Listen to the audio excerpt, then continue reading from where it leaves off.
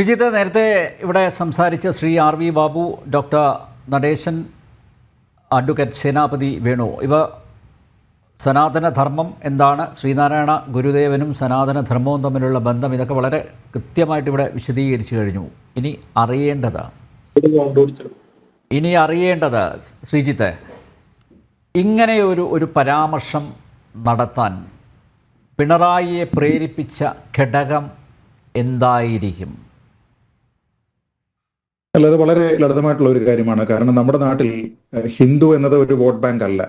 ഹിന്ദു എന്നത് വിവിധ ധാരകളായി നിൽക്കുന്ന ഒന്നാണ്. അതുകൊണ്ട് തന്നെ സംഘടിതമായിട്ടുള്ള ഒരു ഹിന്ദു ഐക്യരൂപം എന്നതിനെ പല രാഷ്ട്രീയ പ്രസ്ഥാനങ്ങളും പല രാഷ്ട്രീയ നേതാക്കളും ഭയക്കുന്നുണ്ട് എന്നുള്ളത് സത്യമാണ്.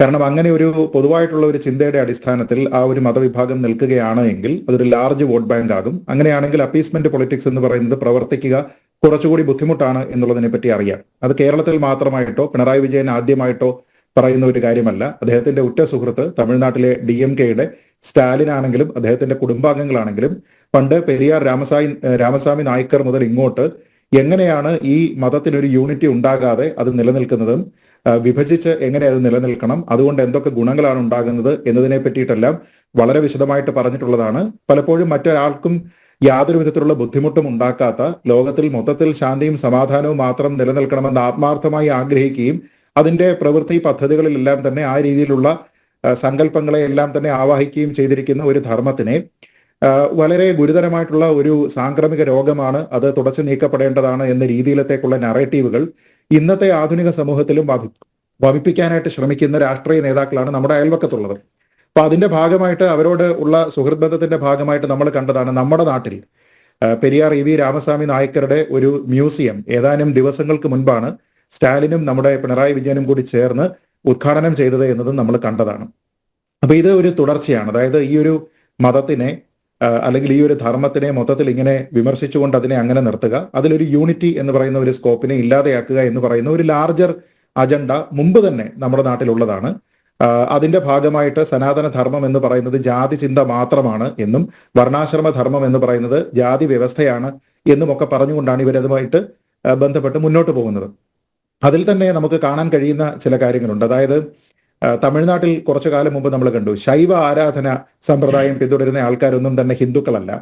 അവരെല്ലാം തന്നെ ഒരു ശിവ സെക്ട് എന്ന രീതിയിൽ പ്രത്യേകം ഇരിക്കുന്ന ആൾക്കാരാണ്. അതേപോലെ തന്നെ വൈഷ്ണവ ആരാധനാ സമ്പ്രദായം പിന്തുടരുന്ന ആൾക്കാരും ഹിന്ദുക്കളല്ല, അത് മറ്റൊന്നാണ് എന്ന് പറഞ്ഞുകൊണ്ട് ഓരോ ധാരയെയും ഈ സനാതന ധർമ്മത്തിന്റെ പ്രധാനപ്പെട്ട ഭാഗം എന്ന നിലയിൽ കാണുന്നതിന് പകരം ഇതിനെയൊക്കെ തന്നെ വിഘടിപ്പിച്ച് കണ്ടുകൊണ്ട് ആ രീതിയിലത്തേക്ക് ഒരു divide and rule policy implement ചെയ്യുന്നതിന്റെ ഭാഗമായിട്ട് പല പ്രമുഖ നേതാക്കന്മാരും പല സാംസ്കാരിക സാമുദായിക പ്രവർത്തകരും ആ നിലയ്ക്ക് ശ്രമിക്കുന്നത് നമ്മൾ കണ്ടിട്ടുള്ളതാണ്. അപ്പൊ അത്രത്തോളം വൈകൃതമായ രീതിയിലത്തേക്ക് ഇവിടെ വന്നിട്ടില്ല എങ്കിൽ പോലും അതിനെ ഒരു വഴിമരുന്നിരുന്ന രീതിയിലത്തേക്കുള്ള പല പ്രസ്താവനകളുമാണ് നമ്മളിപ്പോൾ കണ്ടുകൊണ്ടിരിക്കുന്നത്.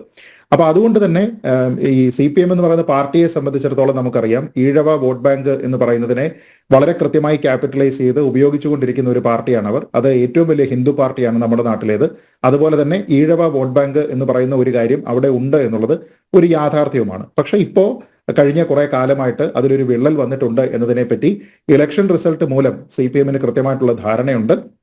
അപ്പൊ അതുകൊണ്ട് തന്നെ മറ്റ് ഹിന്ദു വിഭാഗങ്ങൾ ചിന്തിക്കുന്ന രീതിയിലത്തേക്ക് ഇവരും ചിന്തിച്ചു മാറിപ്പോയി കഴിഞ്ഞാൽ കാലിന്റെ ചുവട്ടിലെ മണ്ണ് ഒലിച്ചു പോകുന്നതിന് തുല്യമായിരിക്കും അത് എന്ന രീതിയിലത്തേക്കുള്ള ഒരു തിരിച്ചറിവും ഒരുപക്ഷെ ഉണ്ടായിരിക്കാം. അതല്ല എങ്കിൽ ശ്രീനാരായണ ഗുരു സനാതന ധർമ്മത്തിന്റെ വക്താവോ പ്രയോക്താവോ അല്ല എന്ന നിലയ്ക്ക് അബദ്ധജടിലമായിട്ടുള്ള ഒരു പ്രസ്താവന മുഖ്യമന്ത്രിയെ പോലെയുള്ള ഒരു ഉന്നത സ്ഥാനത്തിരിക്കുന്ന ഒരു വ്യക്തിയുടെ നാക്കിൽ നിന്ന് ഉണ്ടാകേണ്ടതല്ല.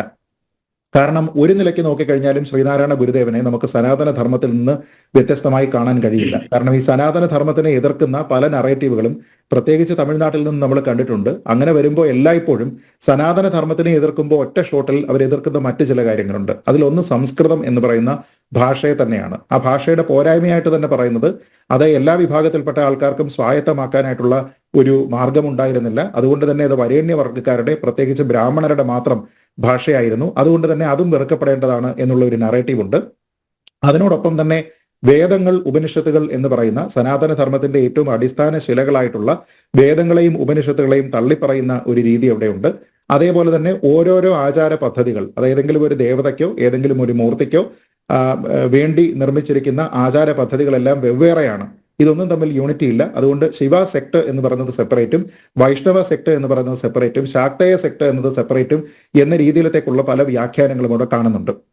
പക്ഷേ ഈ രീതിയിലുള്ള ഏത് കാര്യം പ്രയോഗിച്ചാലും അത് ശ്രീനാരായണ ഗുരുദേവന്റെ കാര്യത്തിൽ വിലപ്പോവില്ല എന്നുള്ളതാണ് ഏറ്റവും പ്രധാനപ്പെട്ട കാര്യം. ഇതിൽ സംസ്കൃത ഭാഷയെപ്പറ്റി തന്നെ പറഞ്ഞാൽ സംസ്കൃത ഭാഷയിൽ അഗാധമായ പാണ്ഡിത്യം നേടിയിരുന്ന ആളാണ് ശ്രീനാരായണ ഗുരുദേവൻ. അദ്ദേഹം സംസ്കൃതത്തിലുള്ള ഗ്രന്ഥങ്ങളെ വായിച്ചു മനസ്സിലാക്കി എന്ന് മാത്രമല്ല തന്റെ സ്വന്തം രചനകളും സംസ്കൃതത്തിൽ ധാരാളമായി യാതൊരു വിധത്തിലുള്ള ലോഭവും ഇല്ലാതെ ചെയ്തിരുന്ന വ്യക്തിയായിരുന്നു അദ്ദേഹം. പിന്നെ വേദങ്ങളിലേക്കും ഉപനിഷത്തിലേക്കും പോയി കഴിഞ്ഞാൽ പല ഉപനിഷത്തുകൾക്കും അദ്ദേഹം വ്യാഖ്യാനം ശ്രമിച്ചിട്ടുണ്ട്. അതുകൂടാതെ വേദങ്ങളെ വളരെ ആഴത്തിൽ അദ്ദേഹം പഠിച്ചിട്ടുണ്ട്, അതിനെപ്പറ്റി പ്രചരിപ്പിച്ചിട്ടുണ്ട്, വിശദീകരിച്ചിട്ടുണ്ട്. ഒരു സമയത്തും അദ്ദേഹം ഇത്തരത്തിലുള്ള വേദത്തിനെയോ സംസ്കൃതത്തിനെയോ ഉപനിഷത്തുകളെയോ പുരാണങ്ങളെയോ തള്ളിപ്പറയാൻ അദ്ദേഹം തയ്യാറായിട്ടില്ല എന്നുള്ളതും പ്രധാനമാണ്. പിന്നെ മറ്റൊന്ന്, നമ്മൾ ഈ പറഞ്ഞിരിക്കുന്നത് പോലെ ഏതെങ്കിലും ഒരു പ്രത്യേക സെക്ടിന്റെ ഭാഗമായിട്ട് അദ്ദേഹത്തിനെ പറയാനും കഴിയില്ല. കാരണം അദ്ദേഹം അസംഖ്യം ശിവസ്തുതികൾ എഴുതിയിട്ടുണ്ട്, അസംഖ്യം ദേവീ സ്തുതികൾ എഴുതിയിട്ടുണ്ട്. അതിൽ തന്നെ ദേവിയുടെ വിവിധ ഭാഗങ്ങൾ, ഭദ്രകാളി ഉൾപ്പെടെയുള്ള, ഭഗവതി ഉൾപ്പെടെയുള്ള വിവിധ ഭാവങ്ങളെക്കുറിച്ച് അദ്ദേഹം എഴുതിയിട്ടുണ്ട്. അതേപോലെ തന്നെ അദ്ദേഹം സുബ്രഹ്മണ്യ സ്തുതികൾ എഴുതിയിട്ടുണ്ട്, വിനായകാഷ്ടകം ഉൾപ്പെടെയുള്ള കാര്യങ്ങൾ എഴുതിയിട്ടുണ്ട്, മന്ത്രങ്ങൾ എഴുതിയിട്ടുണ്ട്, ഹോമമന്ത്രങ്ങൾ എഴുതിയിട്ടുണ്ട്, സ്തുതികൾ എഴുതിയിട്ടുണ്ട്, ശ്ലോകങ്ങൾ എഴുതിയിട്ടുണ്ട്. അദ്ദേഹം മന്ത്രത്തിലും യന്ത്രത്തിലും തന്ത്രത്തിലും വിശ്വസിച്ചിരുന്നയാളാണ്. അതേപോലെ തന്നെ സനാതന പദ്ധതികളുടെ ഭാഗമായിട്ട് തന്നെ പറയുന്നതാണ് ഈ താന്ത്രിക പദ്ധതികൾ. അദ്ദേഹം സ്ഥാപിച്ചിരിക്കുന്ന എല്ലാ ക്ഷേത്ര സമ്പ്രദായങ്ങളും താന്ത്രിക വിധിപ്രകാരമുള്ളതാണ്. അതല്ല എന്ന് പല ആൾക്കാരും പറയുന്ന കണ്ണാടി പ്രതിഷ്ഠ പോലും ആ രീതിയിലത്തേക്കാണ്. കാരണം കണ്ണാടി എന്നത് അവിടെ ഒരു പീഠവും ഓംകാരം എന്നുള്ളത് അവിടുത്തെ പ്രതിഷ്ഠയുമാണ്. അപ്പോൾ ഓംകാര പ്രണവ പ്രതിഷ്ഠ എന്ന രീതിയിലത്തേക്കാണത് എന്ന് അദ്ദേഹം തന്നെ വ്യാഖ്യാനിച്ചിട്ടുമുണ്ട്.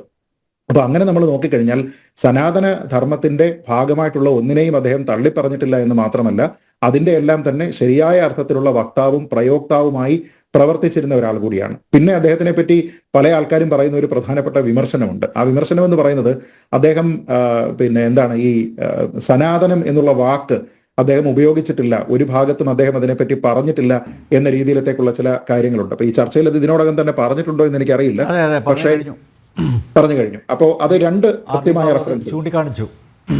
ശരി, അപ്പോൾ രണ്ട് കൃത്യമായിട്ടുള്ള റെഫറൻസുകളുണ്ട്. അത് കൂടാതെ തന്നെ അദ്ദേഹത്തിന്റെ ഒരു ജാതി ഒരു മതം ഒരു ദൈവം മനുഷ്യന് എന്ന് പറയുന്ന ഏറ്റവും പ്രസക്തമായിട്ടുള്ള അദ്ദേഹം സൃഷ്ടിച്ച് നമുക്ക് തന്നിരിക്കുന്ന ഒരു ആപ്തവാക്യമുണ്ട്. ആ വാക്യത്തിനെ പോലും സനാതനധർമ്മ വിരുദ്ധമായി പ്രചരിപ്പിക്കുന്ന ആൾക്കാരുണ്ട്. കാരണം ഹിന്ദു വിഭാഗത്തിനെ പറ്റി മാത്രം നോക്കിക്കഴിഞ്ഞാൽ തന്നെ അവിടെ 33 ദൈവങ്ങളുണ്ട്. അപ്പൊ അതിൽ ഒന്ന് മാത്രം മതി എന്ന് അദ്ദേഹം പറഞ്ഞിട്ടുണ്ട് എങ്കിൽ അത് ഇതേപോലെ ഒരു സനാതനധർമ്മ വിരുദ്ധമായിട്ടുള്ള പ്രസ്താവനയാണ്. ആൾക്കാർ തെറ്റായിട്ടുള്ള ചില ആരാധനാ സമ്പ്രദായങ്ങളിലേക്ക് പോകുന്നതിൽ നിന്ന് അദ്ദേഹം വിലക്കുകയാണ് എന്നൊക്കെ പറഞ്ഞ് വ്യാഖ്യാനം ചമയ്ക്കുന്ന ആൾക്കാരുണ്ട്. പക്ഷെ അത്തരത്തിലുള്ള ആൾക്കാരും അറിയേണ്ടുന്ന ഏറ്റവും പ്രധാനപ്പെട്ട കാര്യം അദ്വൈത വേദാന്തത്തിന്റെ ഏറ്റവും പ്രധാനപ്പെട്ട ഒരു ദർശനമാണത്, ഒരു ദൈവം മനുഷ്യന് എന്ന് പറയുന്നത്. അപ്പോൾ വേദാന്ത സൂത്രം എഴുതിയിരിക്കുന്നത് ഇദ്ദേഹമാണ്, ശ്രീനാരായണ ഗുരുദേവനാണ്. അപ്പൊ അതിന്റെ ഏറ്റവും അവസാനത്തെ വരി എന്ന് പറയുന്നത് തന്നെ തസ്മാത് തസ്യ സത്വാച്ച എന്നാണ്. എന്ന് വെച്ചാൽ ബ്രഹ്മത്തിൽ നിന്ന് അന്യമായി ഒന്നുമില്ല, സർവം ബ്രഹ്മമയം എന്നുള്ള ഒരു കോൺസെപ്റ്റാണ്. എന്ന് പറഞ്ഞാൽ തന്നെ അദ്വൈത വേദാന്തത്തിനെ അത്ര മനോഹരമായിട്ട് തന്നെ വ്യാഖ്യാനിച്ചിരിക്കുന്ന ഒരു ദർശനമാണ് അദ്ദേഹത്തിന്റെ ഭാഗത്തു നിന്നുണ്ടാകുന്നത്. അപ്പോൾ അദ്വൈത വേദാന്തത്തിന്റെ ഏറ്റവും വലിയ വക്താവും പ്രയോക്താവും ആരായിരുന്നു എന്ന് ചോദിച്ചാൽ ആദിശങ്കരനാണ്. ഇപ്പൊ സനാതന ധർമ്മവുമായി എത്രത്തോളം ഇഴചേർന്നിട്ടാണോ ആദിശങ്കരനെ നമ്മൾ കാണുന്നത്, അദ്ദേഹത്തിന്റെ തന്നെ ചിന്താ പദ്ധതികളെ അതേപോലെ തന്നെ പിന്തുടർന്നിരുന്ന ഒരു വ്യക്തി എങ്ങനെ സനാതന ധർമ്മ വിരുദ്ധനാകും എന്നുള്ള ഒരു പ്രശ്നം കൂടിയുണ്ട്. അത് തന്നെയുമല്ല, ദൈവചിന്തനം എന്ന് പറയുന്ന ഒരു കാര്യമുണ്ട്. എനിക്ക് തോന്നുന്നു ഒരുപക്ഷെ കമ്മ്യൂണിസ്റ്റുകാർക്ക് തീരെ ഇഷ്ടപ്പെടാൻ സാധ്യതയില്ലാത്ത ഒന്നാണ്. ഗുരുദേവൻ എഴുതിയിരിക്കുന്ന ദൈവചിന്തനത്തിന്റെ 1-ാം ഭാഗത്തിൽ അദ്ദേഹം പറയുന്ന ഒരു കാര്യമുണ്ട്. അതായത് ഒരു ക്ഷേത്രവുമായി ബന്ധപ്പെട്ടിട്ടാണെങ്കിലും ആരാധനാമൂർത്തികളുമായി ബന്ധപ്പെട്ടിട്ടാണെങ്കിലും പലതരത്തിലുള്ള പദ്ധതികളുണ്ട്. അതിൽ നേദ്യം കൊടുക്കുന്നത് ഉൾപ്പെടെയുള്ള, അവിടെയുള്ള വാദ്യം ഉൾപ്പെടെയുള്ള, അവിടെയുള്ള മന്ത്രതന്ത്ര പദ്ധതികൾ ഉൾപ്പെടെയുള്ള പല കാര്യങ്ങളുമുണ്ട്. ഇതെല്ലാം തന്നെ നമ്മുടെ താന്ത്രികമായിട്ടുള്ള വിധിപ്രകാരമുള്ള കാര്യമാണ്. അതിൽ അദ്ദേഹം തന്നെ എഴുതിയിരിക്കുന്ന കാര്യം ഇങ്ങനെയാണ്: വായുലോകവാസികളിൽ ചിലർക്ക് പാലിലും ചിലർക്ക് നെയ്യിലും ചിലർക്ക് തേനിലും ചിലർക്ക് പായസത്തിലും ചിലർക്ക് പഴവർഗ്ഗത്തിലും ചിലർക്ക് പലഹാരങ്ങളിലും ചിലർക്ക് കന്ദവർഗ്ഗങ്ങളിലും പ്രീതിയുണ്ട്.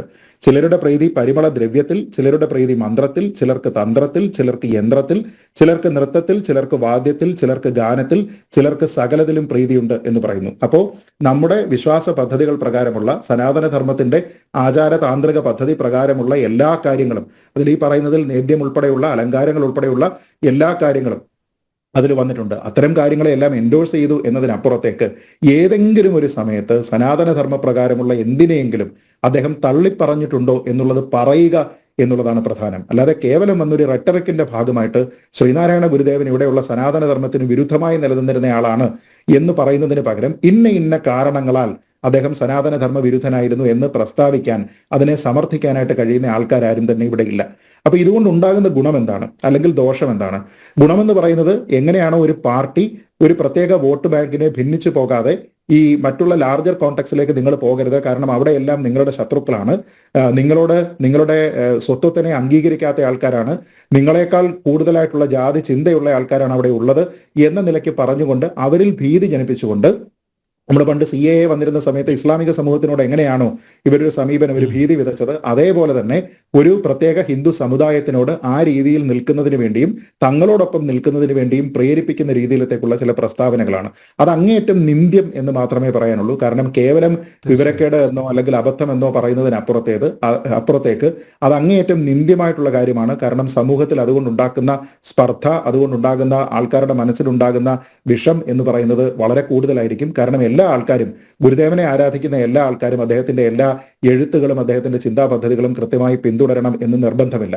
ഇപ്പൊ മുഖ്യമന്ത്രിയെ പോലെയുള്ള ഉത്തരവാദിത്ത സ്ഥാനത്തിരിക്കുന്ന ഒരാൾ ഇങ്ങനെ തെറ്റായി അതിന് വ്യാഖ്യാനം ചമച്ചാൽ അത് സ്വാധീനിക്കാൻ അത് സ്വാധീനിക്കാൻ സാധ്യതയുള്ള നിരവധി ആൾക്കാരുണ്ട്. അതുകൊണ്ട് ഇത്തരത്തിലുള്ള ഭിന്നിപ്പുണ്ടാക്കുന്ന പ്രസ്താവനകൾ ഇനിമേലിൽ തന്റെ നാട്ടിൽ നിന്നുണ്ടാകാതിരിക്കാൻ മുഖ്യമന്ത്രി ശ്രമിക്കണം എന്ന് വിനീതമായിട്ട് അദ്ദേഹത്തിനോട് അഭ്യർത്ഥിക്കുക മാത്രമേ പൊതുസമൂഹത്തിന്റെ ഭാഗമായിട്ടുള്ള ഒരാൾ എന്ന നിലയിൽ എനിക്ക് സാധിക്കുകയുള്ളൂ. ശ്രീനൽ.